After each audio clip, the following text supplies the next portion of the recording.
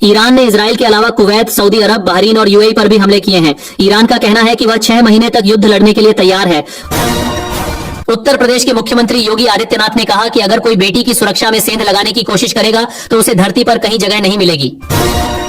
Kuwait में जान गंवाने वाले अमेरिकी सैनिकों को अमेरिका के राष्ट्रपति डोनाल्ड ट्रंप ने श्रद्धांजलि और सलामी दी।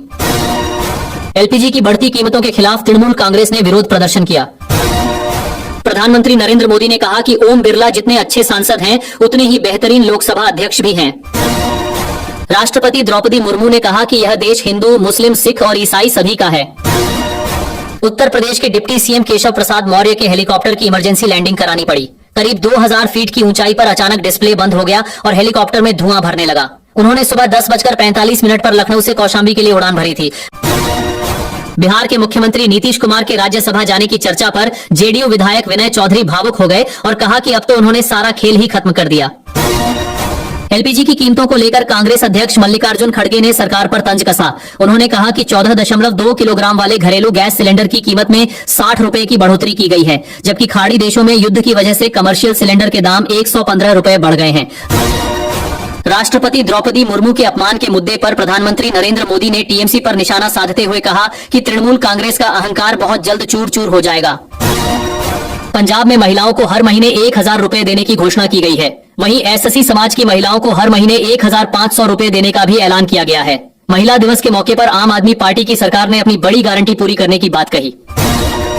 प्रधानमंत्री नरेंद्र मोदी ने टीएमसी सरकार पर हमला बोलते हुए कहा कि टीएमसी की गंदी राजनीति और सत्ता का अहंकार बंगाल की जनता बहुत जल्द तोड़ देगी। उन्होंने कहा कि यह घटना सिर्फ राष्ट्रपति का ही नहीं बल्कि भारत के संविधान और लोकतंत्र की भावना का भी अपमान है, क्योंकि टीएमसी सरकार ने कार्यक्रम को कुप्रबंधन के भरोसे छोड़ दिया। डोनाल्ड ट्रंप ने सोशल मीडिया पर पोस्ट करके कहा कि ब्रिटेन, जो कभी हमारा बहुत बड़ा सहयोगी था, शायद सबसे बड़ा, अब मध्य पूर्व में 2 विमानवाहक पोत भेजने पर गंभीरता से सोच रहा है। ट्रंप ने तंज कसते हुए कहा कि कोई बात नहीं पीएम कीर स्टारमर, अब हमें उनकी जरूरत नहीं है, लेकिन हम ये बात याद रखेंगे, हमें ऐसे लोगों की जरूरत नहीं है जो युद्ध जीतने के बाद उसमें शामिल हों।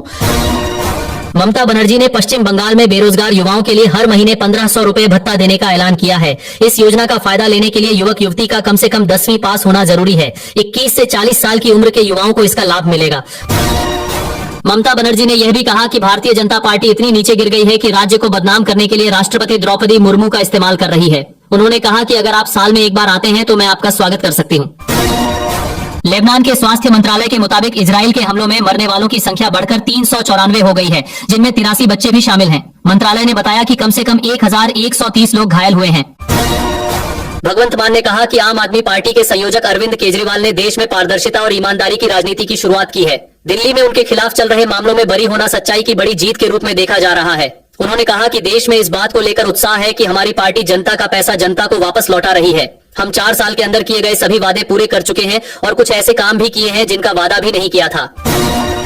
निशांत कुमार ने जनता दल यूनाइटेड की सदस्यता ले ली है। पार्टी में शामिल होने के बाद उन्होंने कहा कि उनके पिता नीतीश कुमार ने 20 साल में जो काम किया है उस पर देश और बिहार को गर्व है। अमेरिकी राष्ट्रपति डोनाल्ड ट्रंप ने कहा कि उन्होंने उनके पूरे बुरे साम्राज्य को खत्म कर दिया है और ईरान में अमेरिका का सैन्य ऑपरेशन अभी कुछ समय तक जारी रहेगा। बेंजामिन नेतन्याहू ने कहा कि हमारी सफलता से न सिर्फ पूरी दुनिया से परमाणु खतरा कम होगा बल्कि इजराइल और ईरान के बीच शांति की संभावना भी बढ़ेगी। उन्होंने कहा कि हमारे आसपास भी शांति का दायरा बढ़ेगा।